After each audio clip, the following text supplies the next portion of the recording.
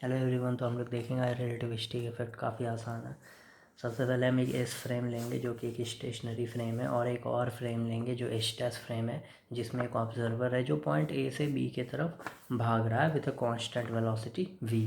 और ये फार्मूला आप लोग जानते होंगे, delta T is equals to delta T dash by root under one minus V square by C square. यहाँ पे डेल्टा टी डैश जो है वो आपका टाइम पासिंग है इन एच टेस्ट फ्रेम, और डेल्टा टी जो है वो आपका टाइम पास है इन एस फ्रेम। ओके। तो अब क्योंकि रिसीवर जो है, रिसीवर यानी ये जो आदमी है जो इस वेलोसिटी v से जा रहा है, ये जो v वेलोसिटी है ये एक्चुअली v वेलोसिटी है with respect to S frame. लेकिन वो अगर खुद को देखे तो वो खुद के लिए तो कांस्टेंट ही है ना, वो खुद का उसका पोजीशन थोड़ा ही चेंज हो रहा है। वो जो पोजीशन चेंज हो रहा है वो इसके रिस्पेक्ट में चेंज हो रहा है।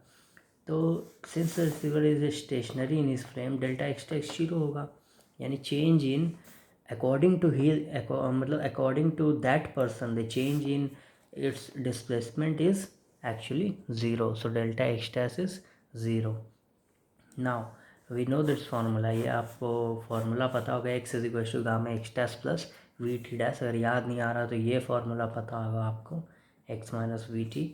ये लॉरेंस ट्रांसफॉर्मेशन है, ये इन्वर्स लॉरेंस ट्रांसफॉर्मेशन है।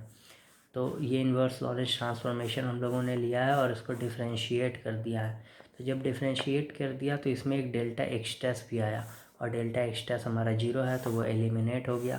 तो हमारे पास क्या बच गया, delta X is equal to V delta T dash by root under one minus V square by C square. Okay, इस चीज़ को याद रखिएगा। अब हम एक ये एज्यूम करते हैं कि टी जो है वो एक टाइम पीरियड ऑफ सिग्नल है। टाइम पीरियड ऑफ सिग्नल यानी कि ये signal at a particular time T के बाद मतलब टी के बाद एक बीम ऑफ लाइट छोड़ रहा है। ओके।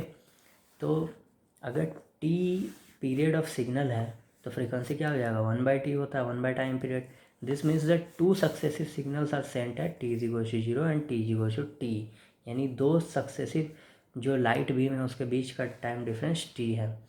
तो यहाँ पे हम देख सकते हैं कि फर्स्ट सिग्नल तो आराम से ए तक पहुँच गया, लेकिन जब सेकंड सिग्नल पहुँचने वाला था तो उसको कुछ एक्स्ट्रा डिस्टेंस ट्रैवल करना पड़ा। ओके।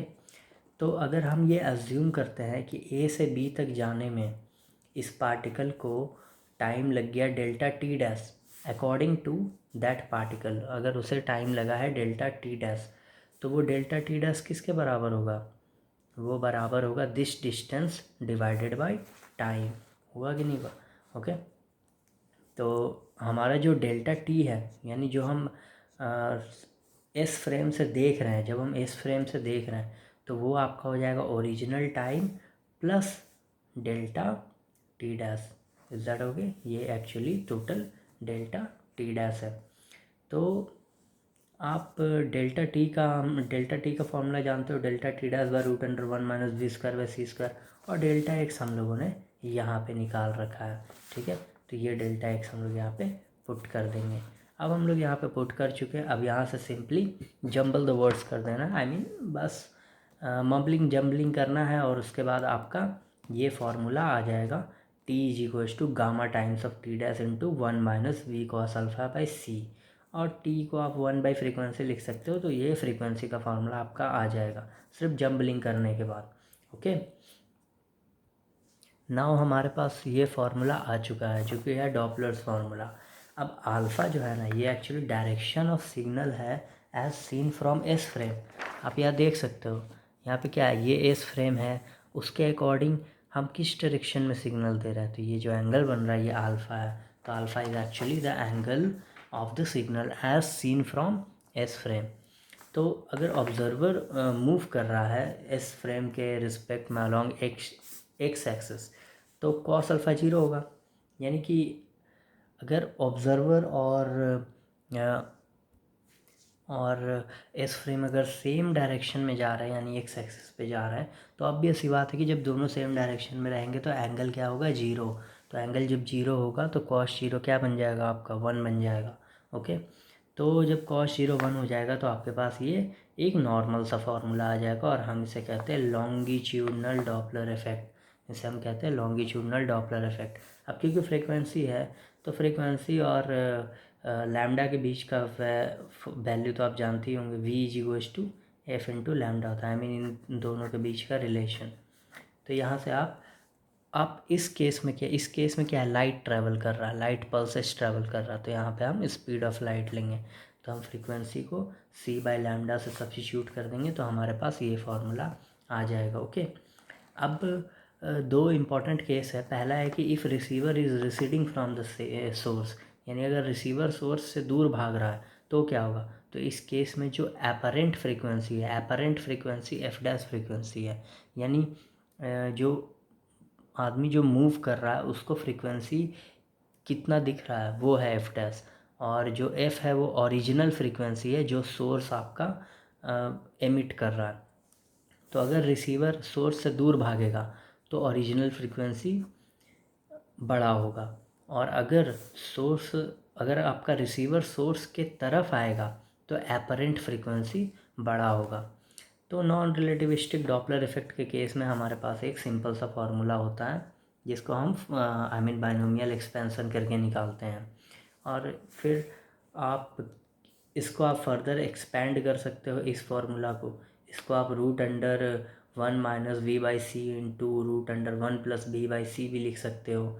फिर यहाँ पे आप root under 1-b/c 1-b/c into 1+b/c लिख सकते हो, और इसको आप लिख सकते हो मैं कर देता हूँ यहाँ पे lambda root under 1-b/c into 1+b/c, और डिवाइड कर सकते हो आप इसको root under 1-b/c into root under 1-b/c। तो ये एक टर्म कट जाएगा आपके पास ये टर्म बच जाएगा 1+b/c by root under 1+1-b/c। तो सेम चीज़ है यहाँ पे, लैम्डा डैश आपका फाइनली ये आ जाएगा। ओके, तो अगर वेलोसिटी इस केस में पॉजिटिव होता है, अगर इस केस में वेलोसिटी पॉजिटिव होता है तो क्या होगा, ये होल टर्म इंक्रीज़ करेगा, तो लैम्डा डैश आपका क्या होगा, इंक्रीज़ कर जाएगा। तो जब आपका वेवलेंथ इंक्रीज कर रहा है, जब एपरेंट फ्रीक्वेंसी जब एपरेंट वेवलेंथ इंक्रीज कर रहा है तो वो वेवलेंथ किस तरफ जाएगा, रेड की तरफ जाएगा। आपको विबग्योर पता होना चाहिए, विबग्योर होता है जिसमें रेड का लेंथ वेवलेंथ सबसे ज़्यादा होता है, वायलेट का वेवलेंथ सबसे कम होता है। तो जैसे जैसे वेवलेंथ बढ़ेगा वो रेड की तरफ जाएगा, ठीक है। और सिमिलरली अगर वेलोसिटी आपका निगेटिव हुआ तो आपका वेवलेंथ क्या होगा, घटेगा और वो वायलेट कलर की तरफ जाएगा।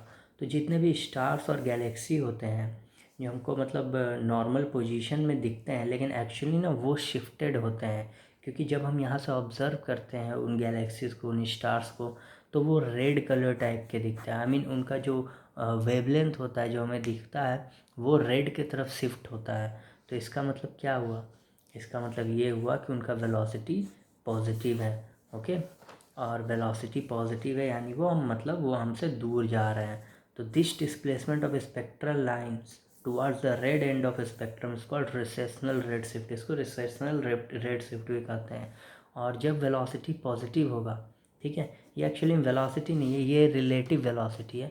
तो जब रिलेटिव वेलोसिटी आपका पॉजिटिव होगा तो क्या है, अगर मान लीजिए आप यहाँ से देख रहे हो और इस गैलेक्सी का आपका रिलेटिव वेलोसिटी पॉजिटिव है, रिलेटिव वेलोसिटी पॉजिटिव के केस में दोनों ऑपोजिट जा रहे हैं, एक दूसरे के ऑपोजिट जा रहे हैं। ओके, तो जब एक दूसरे के ऑपोजिट जा रहे हैं और वेलोसिटी ऐड हो जा रहा है और वेलोसिटी बढ़ रहा है तो इस केस में क्या हो रहा है, यूनिवर्स एक्सपैंड हो रहा है। तो हम कह सकते हैं कि यूनिवर्स हमारा ऑलवेज एक्सपैंडिंग है।